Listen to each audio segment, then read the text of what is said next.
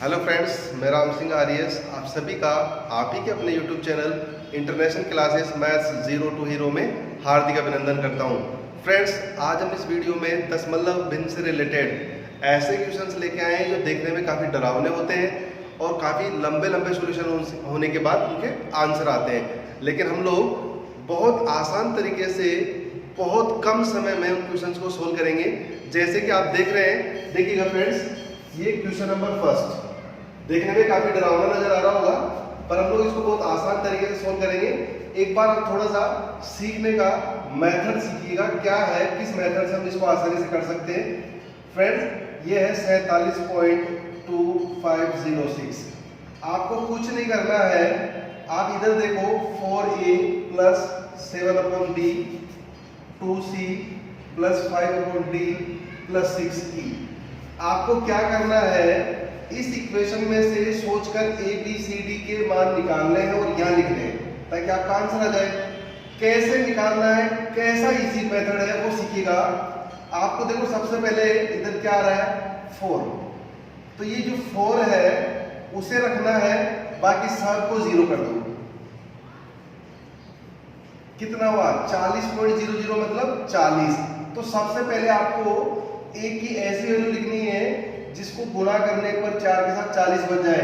कितना हो जाएगा 10। बस हो गया पहला। अब ऐसे ही आपके पास दूसरा क्या है 7, तो 7 को रखो, बाकी सबको 0 कर दो। अब बताओ क्या हुआ, केवल और केवल 7। 7.0 मतलब ये हुआ, मतलब हमको 7 लाना है। तो b की वैल्यू क्या लिखें, b की वैल्यू 1 का भाग 7 में दोगे तो कितना आएगा 7। बस हो गया।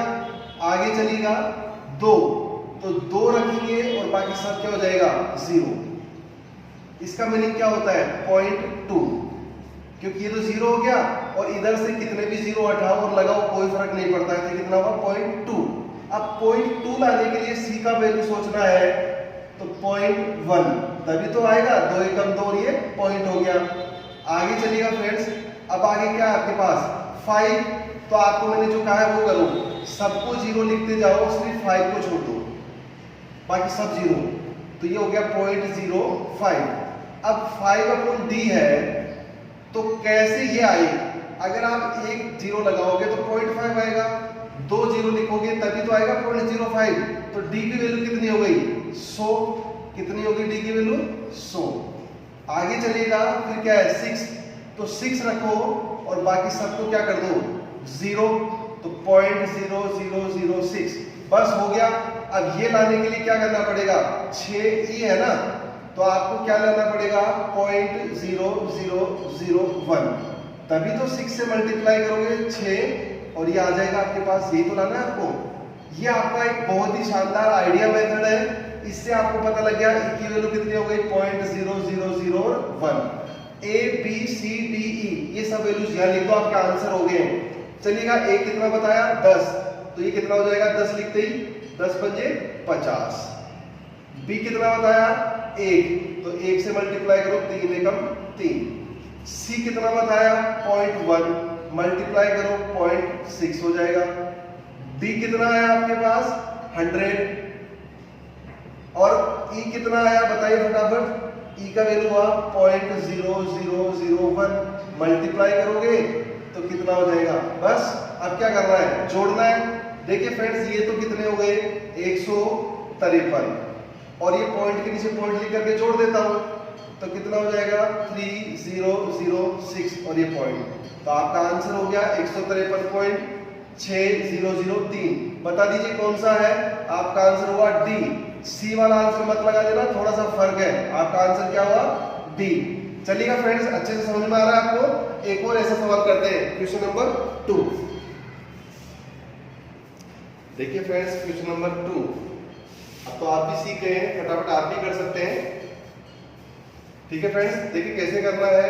आपको वही वापस, सबसे पहले क्या है 8, तो 8 तो ऐसे कैसे रख लो और सबको क्या कर दो 0। कितना हो गया 80। सबसे पहले आपको 80 लाना है, तो आप बताओ a की वैल्यू कितने लिखोगे आप 10, तभी तो होंगे 10 8 80 हो गया। अब दूसरा क्या है 3, तो केवल 3 रखो और बाकी सबको 0 कर दो। समझ पा रहे हैं, अच्छे समझ में आ रहा है।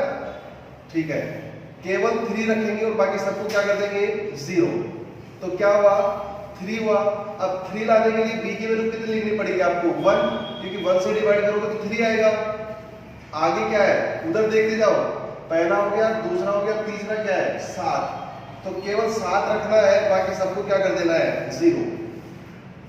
बताइए क्या हुआ 0.7 हुआ। 0.7 लाने के लिए c की वैल्यू क्या लिखनी पड़ेगी आपको 0.1, तभी तो होगा 7 एकम 7 एक संख्या बाद पॉइंट।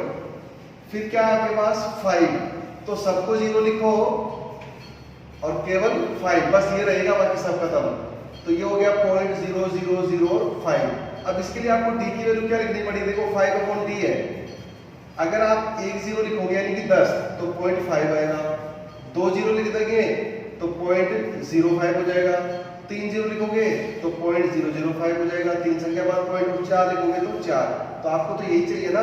तो कितनी वैल्यू हुई d की वैल्यू हो गई 10,000। बस इतना सा सीखना है, इसके बाद तो आप बहुत आसानी से खुद के आंसर निकाल सकते हैं। चलिएगा फ्रेंड्स यहाँ लिखते हैं क्या होने वाला आंसर।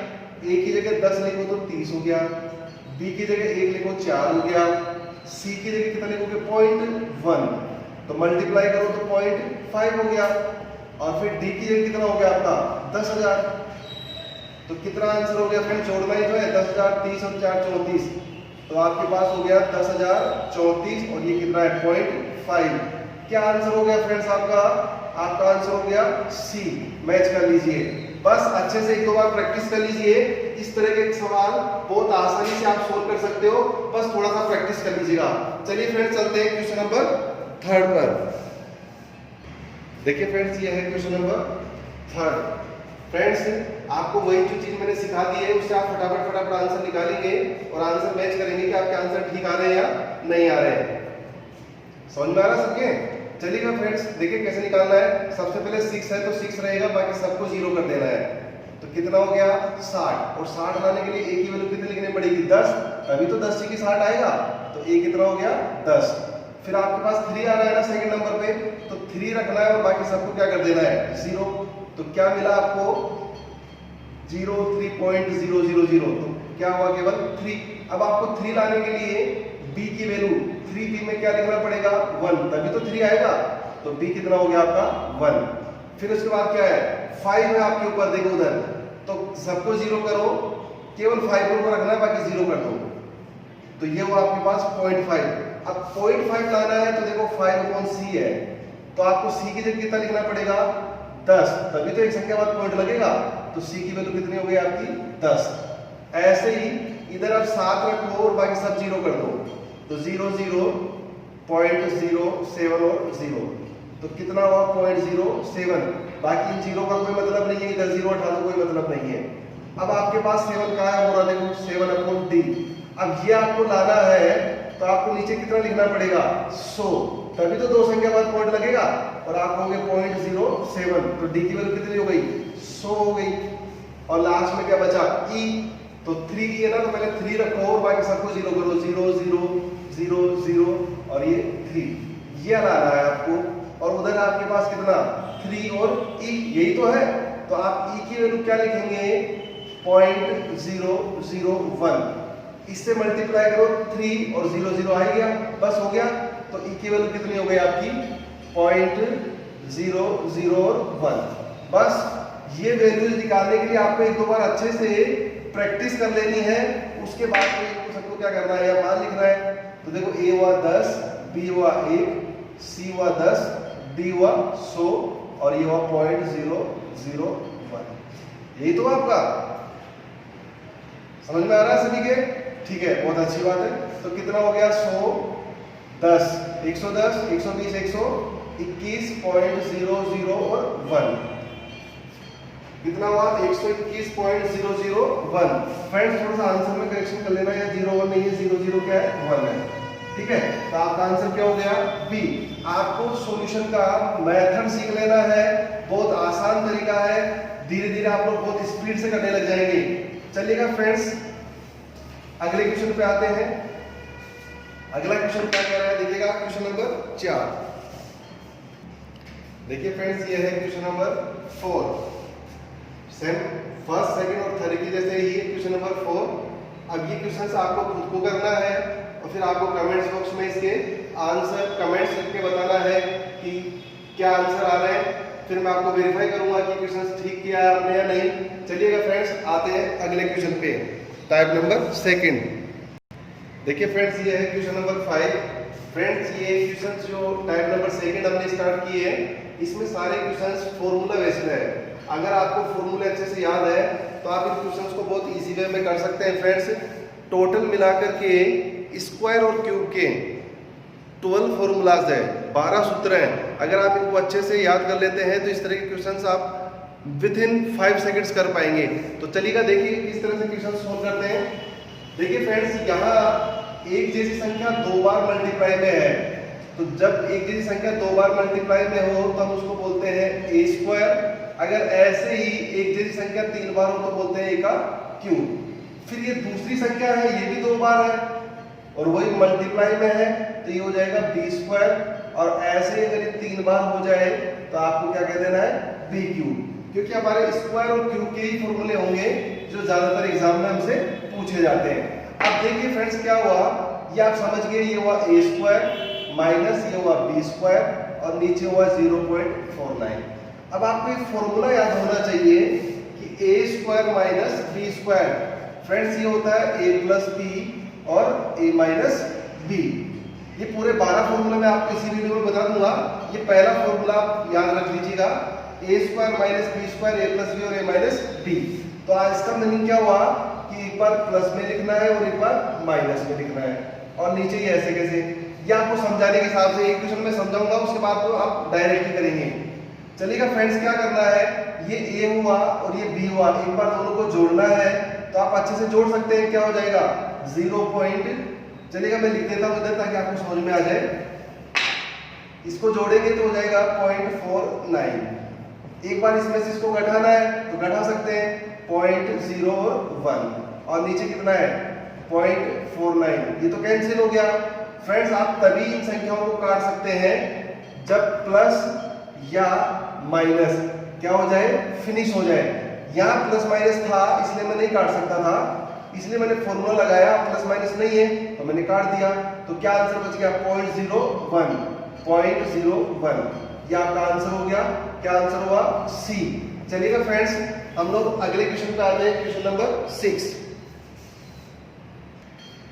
देखिए फ्रेंड्स, ये आपका क्वेश्चन नंबर 6 और ये आपके वर्ग से रिलेटेड 6 सूत्र मैंने लिख दिए हैं।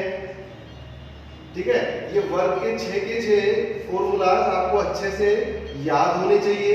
बहुत बहुत ज्यादा इंपॉर्टेंट है, जब हम आगे की क्वेश्चंस करेंगे तब भी काम में आएंगे, और अलजेब्रा में तो बहुत ही ज्यादा आपको इंपॉर्टेंट है, याद होने ही चाहिए। तो फ्रेंड्स, आप इनको अच्छे से लिख करके याद कर लीजिएगा। अब देखो हमारे पास क्वेश्चंस आएगा ना, तो हमको सिर्फ ये देखना है कि कौन सा फॉर्मूला मैच हो रहा है और बहुत आसानी से आंसर आ जाएगा। फ्रेंड्स, पहली संख्या का मतलब हमेशा ए लिखना, दूसरी संख्या है तो उसको बी लिखना, तो आपके पास हो गया a प्लस बी का होल स्क्वायर। सेम यही वापस यही तो आ गया, और ये माइनस बी का होल स्क्वायर। तो ऐसा फॉर्मूला कहाँ है आपके पास, तो फ्रेंड्स ये रहा। आप इसको अच्छे से याद कर लेंगे तो आपको समझ में आएगा कि a प्लस बी का whole square plus a minus B का होल स्क्वायर। तो फ्रेंड्स क्या लिख दोगे इसकी जगह, 2a square plus B square. नीचे आओ, आपने इसको a तो माना 27.5 को, इसका मतलब ये क्या हो जाएगा a स्क्वायर, और ये 19.3 को आपने क्या माना है b, तो ये क्या हो जाएगा b स्क्वायर। देखो संख्याओं का कोई मतलब नहीं है, a b में कन्वर्ट कर दो सबको, ये कैंसिल हो गया और आपका आंसर कितना हो गया 2।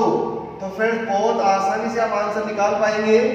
ऐसा नहीं है कि 10 मतलब देख करके उधर तुक्का मार रहे हो कि 10 मतलब में आंसर आएगा डी, गलत हो जाएगा। फॉर्मूले अच्छे से याद होने चाहिए। चलिएगा फ्रेंड्स, आप लोग इनको अच्छे से लर्न कर लेना और थोड़ा सा सीख लेना कि किस हिसाब से जल्दी से आंसर निकालना है। चलिएगा, आ जाएगा अगला क्वेश्चन नंबर 7। देखिए फ्रेंड्स, ये है क्वेश्चन नंबर 7। अब इसमें आप अच्छे से देख पा रहे हैं एक ही संख्या को 3 बार गुणा किया गया है, तो ये हो गया a का क्यूब। यहाँ देखो दूसरी संख्या को भी 3 बार गुणा किया है, तो ये हो गया b का क्यूब। तो फिर आपको a cube minus b cube ये फॉर्मूला याद होना चाहिए। फ्रेंड, जैसे वर्ग के 6 सूत्र थे वैसे ही आपके घन के भी 6 सूत्र हैं। बस आपको ये पहचानना है कौन सा सूत्र लगेगा और आपके आंसर तुरंत आएंगे। चलिएगा फ्रेंड्स, अभी तो ये आ गया ए क्यू माइनस बी क्यू। अब नीचे आओ, वही संख्या दो बार है तो ए स्क्वायर हुआ, ये ए और ये बी हुआ, और वो क्या हो गया आपका बी स्क्वायर। अगर आप इतना आइडेंटिफाई कर लेते हैं तो आंसर आ जाएगा ए क्यू माइनस बी क्यू। इसकी जगह आप क्या लिख सकते हैं, ए माइनस बी, और पूरा का पूरा ये लिख सकते हैं।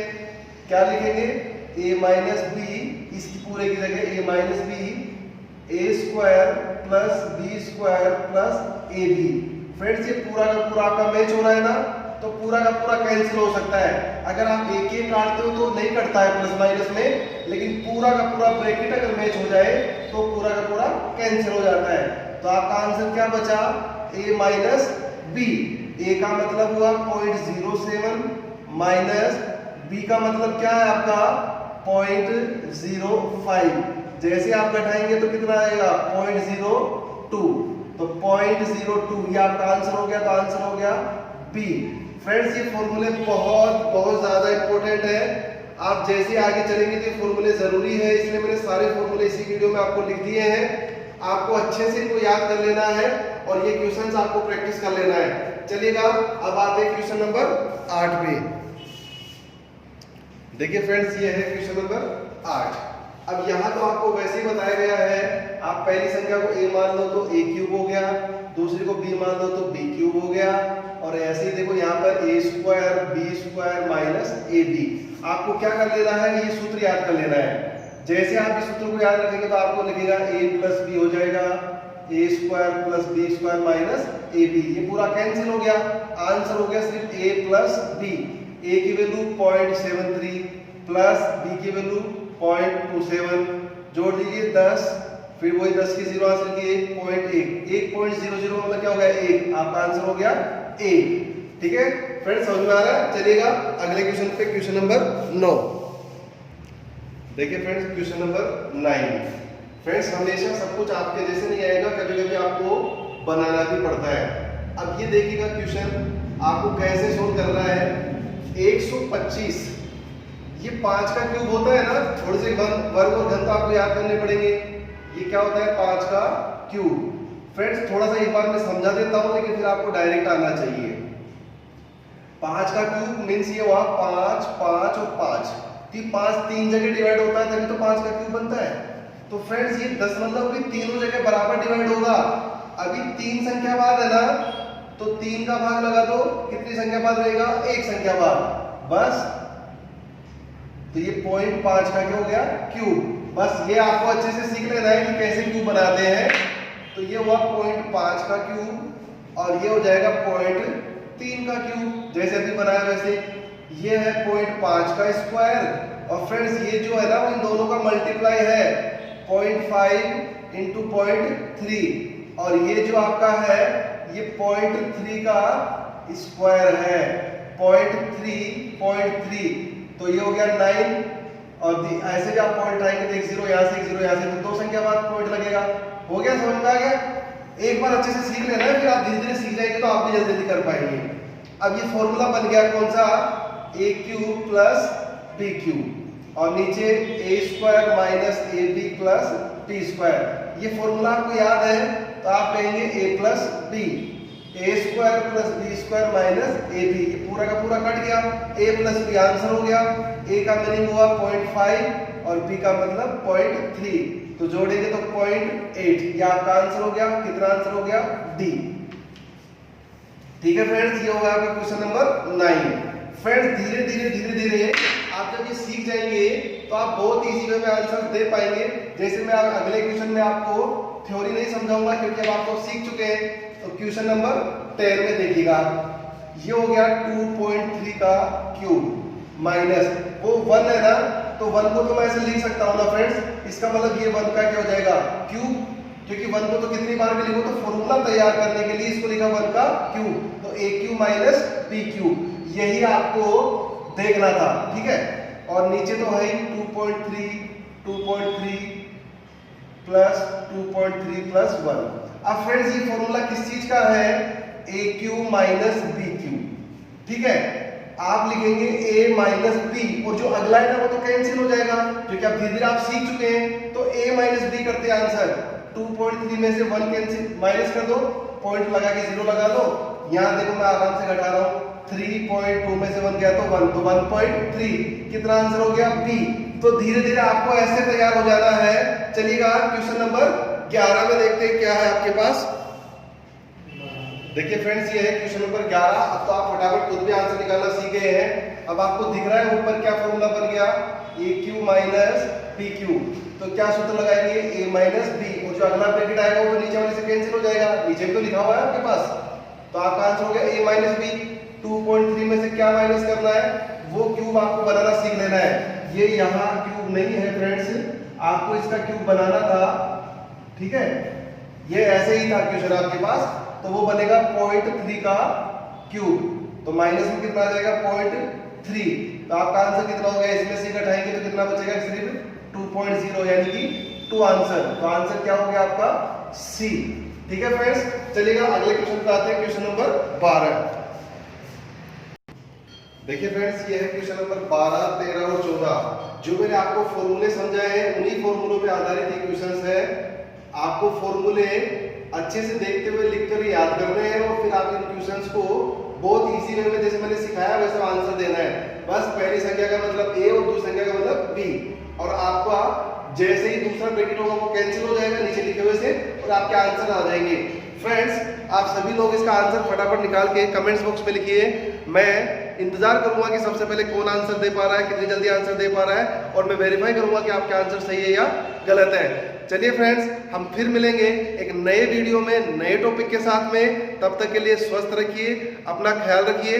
जय हिंद, जय भारत।